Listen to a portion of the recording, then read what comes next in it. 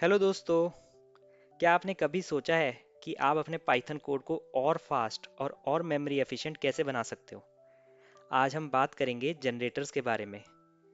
एक ऐसी चीज जो बड़े बड़े डेटा सेट को इजीली हैंडल कर सकती है और बिना मेमोरी को ओवरलोड किए। अगर आप पाइथन सीख रहे हो तो ये कॉन्सेप्ट आपके लिए गेम चेंजर हो सकता है। चलिए स्टार्ट करते हैं। सबसे पहले हम एक सिंपल एग्जांपल से स्टार्ट करते हैं। मान लीजिए मुझे नंबर्स के स्क्वायर कैलकुलेट करने हैं, तो मैंने यहाँ पे क्या किया, एक फंक्शन बनाया स्क्वायर नंबर्स नाम का, जिसमें मैं लिस्ट लूँगा और एक मैंने रिजल्ट नाम की लिस्ट बनाई, एम्प्टी लिस्ट बनाई। और मैंने एक लूप चलाया, अपने जो नम्स मैं पास कर रहा हूँ यहाँ पे, जो लिस्ट पास करूँगा ये इसके थ्रू आइट्रेट करेगी और इसको स्क्वायर करके मेरे रिजल्ट में अपेंड कर देगी। और जब मेरे रिजल्ट में अपेंड हो जाएंगे स्क्वायर की वैल्यूज, तो लास्ट में मुझे ये रिटर्न हो जाएंगे। यहाँ पे मैंने एक वेरिएबल लिया जिसमें मैंने जो फंक्शन कॉल किया उसकी वैल्यू स्टोर करी और उसको मैंने प्रिंट करा दिया। सिंपल। मैं इस फाइल को चलाता हूँ तो मेरे पास आउटपुट आ गए। 1 का स्क्वायर, 2 का स्क्वायर, 3 का, 4 का, 5 का स्क्वायर मेरे को आउटपुट मिल गया जो मुझे चाहिए था। ठीक है। लेकिन प्रॉब्लम ये है कि ये पूरा लिस्ट मेमोरी में स्टोर हो रहा है। अगर लिस्ट छोटी है, जैसे कि ये छोटी लिस्ट है, तो कोई दिक्कत नहीं। लेकिन अगर लिस्ट में 10 लाख वैल्यूज हैं तो मेमोरी ब्लास्ट हो जानी है। तो ये कोई मेमोरी एफिशिएंट सोल्यूशन नहीं हुआ, क्योंकि आपको रिजल्ट में 10 लाख स्क्वायर स्टोर करने पड़ेंगे। अब यही काम हम जनरेटर के साथ करते हैं। ठीक है, और देखते हैं कि वो क्या करता है। जनरेटर की एक खासियत है कि वो वैल्यूज को एक एक करके देता है, वो पूरी लिस्ट मेमोरी में नहीं रखता है। तो यहाँ पे मैं जनरेटर का यूज करूंगा। अब जनरेटर को यूज करने के लिए आपको सिर्फ यील्ड कीवर्ड का यूज करना होता है। यहाँ पे पहले हम रिटर्न यूज कर रहे थे, रिजल्ट को रिटर्न करा रहे थे। रिटर्न रिजल्ट क्या था, हमारा एक लिस्ट था। और यहाँ पे हमारे को सिर्फ यील्ड कीवर्ड यूज करना है। ठीक है। अब मैं क्या करता हूँ, इस फंक्शन को कॉल करता हूँ, ये वही सेम कर रहा है, स्क्वायर ही करेगा। और नम्स को प्रिंट करता हूँ और देखता हूँ मेरा आउटपुट क्या आता है। अब यहाँ आप देखोगे आपको क्या मिला, यहाँ पे आपको एक जनरेटर ऑब्जेक्ट मिला। लेकिन हमारी रिक्वायरमेंट क्या है, हमारी रिक्वायरमेंट है वैल्यू की। तो वैल्यू कैसे निकालेंगे?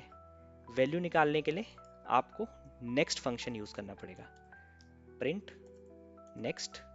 और यहाँ पे आप अपना जनरेटर ऑब्जेक्ट डाल दो। अब आप इसको चलाओगे तो आपको एक वैल्यू मिलेगी, मतलब वन वैल्यू मिली। क्योंकि नेक्स्ट क्योंकि जनरेटर क्या करता है, ये पूरी लिस्ट स्टोर नहीं करता, ये एक एक करके वैल्यू देता है। तो अगर आपको इन सब की वैल्यूज चाहिए, स्क्वायर की वैल्यूज चाहिए, तो आपको नेक्स्ट मतलब 5 बार लिखना पड़ेगा। 3 और ये मैंने 5 टाइम्स नेक्स्ट को लिखा। अब मैं इसको रन करूंगा तो वो 1 4 9 16 25 मेरे को आउटपुट प्रोड्यूस करके दे देगा। और अगर मैं एक बार एक्स्ट्रा लिख देता हूँ तो मुझे एरर दे देगा कि आइट्रेशन स्टॉप, यानी कि स्टॉप आइट्रेशन का एक एरर दे दे रहा है। क्लियर? अगर आप इससे बचना चाहते हो कि मुझे तो ऐसे नहीं निकालना है, मुझे ऐसा नहीं चाहिए, मुझे बार बार नेक्स्ट लिखना ना पड़े प्रिंट में, तो आप क्या कर सकते हो, आप सिंपल फॉर लूप यूज कर सकते हो। हाँ, आप क्या कर सकते हो, फॉर लूप का यूज करोगे अपने जनरेटर ऑब्जेक्ट पे। यहाँ पे जनरेटर ऑब्जेक्ट क्या था मेरा, यहाँ पे मैंने जनरेटर ऑब्जेक्ट आया था मेरे को आउटपुट नम्स में। तो इस पे ही मैं लूप रन कर दूंगा और इसका रिजल्ट जो होगा वो मेरे को स्क्वायर की वैल्यूज दे देगा। सिंपल।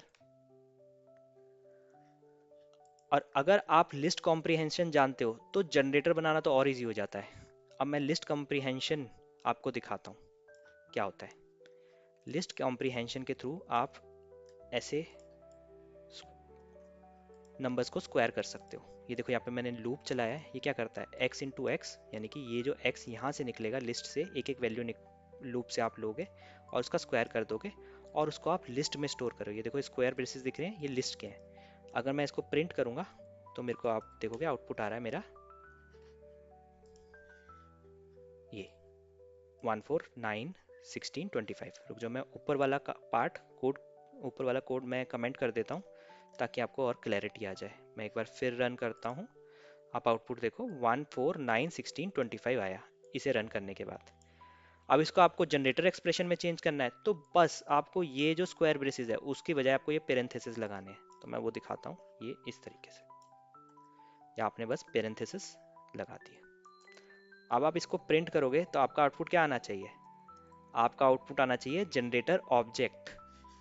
ठीक है, देखो आया हमारा जनरेटर ऑब्जेक्ट। और अगर आपको इसमें से वैल्यू निकालनी है तो बस क्या करना है, आपको पता ही है, आप जनरेटर ऑब्जेक्ट पे फॉर लूप लगा सकते हो, आप लूप यूज कर सकते हो। आप कहोगे नम इन नम्स, और अपना जो ये एक एक करके आपको जो आउटपुट देगा वो आप उसको प्रिंट करा सकते हो, 1 4 9 16 25।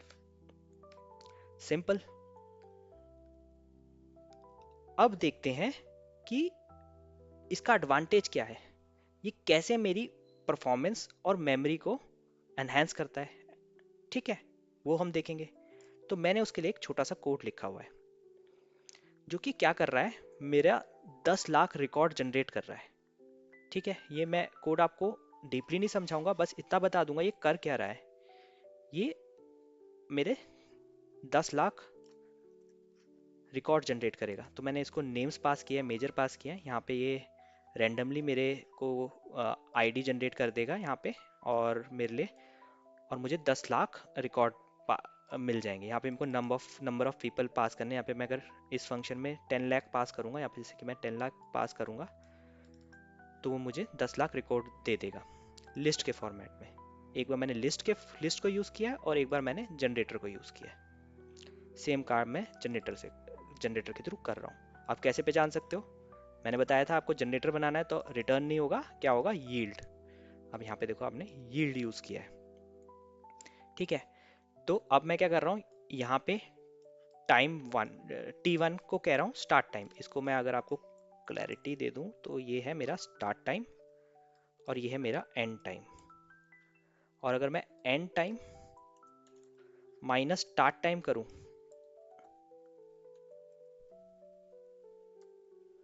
तो मेरे को पता चल जाएगा कि कितना टाइम लगा मेरा ये पूरा फंक्शन रन होने में।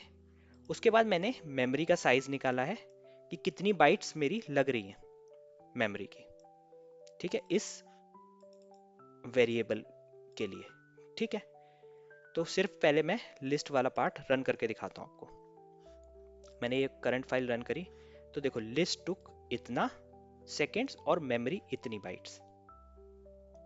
ठीक है, अब मैं जनरेटर का पार्ट भी डिकमेंट कर देता हूँ और चलाता हूँ। जनरेटर में भी सेम है, ये स्टार्ट टाइम हुआ, ये एंड टाइम हुआ, and time minus start time, और बीच में मैंने अपना ये फंक्शन रखा है, ये चलेगा। ये कितना टाइम ले रहा है उसका टाइम बता दे रहा है, वो आ रहा है 0.04, और ये कितनी मेमोरी ले रहा है। तो आप देख सकते हो लिस्ट ने कितना टाइम लिया, 0.464, और इसने लिया 0.04, जो कि कुछ भी नहीं है, बहुत कम है इसके कंपैरिजन में। और ये मेमोरी भी आप देखो, आपकी मेमोरी भी बच रही है, यानी कि it's a memory efficient solution. तो दोस्तों यही है पाइथन जनरेटर का magic. Simple syntax, better readability, और सबसे बड़ी बात ह्यूज परफॉर्मेंस बूस्ट। जब भी लार्ज डेटा या स्ट्रीम हैंडल करनी हो तो जनरेटर आपका बेस्ट फ्रेंड है। अगर ये वीडियो आपको पसंद आई तो लाइक करो और सब्सक्राइब करो।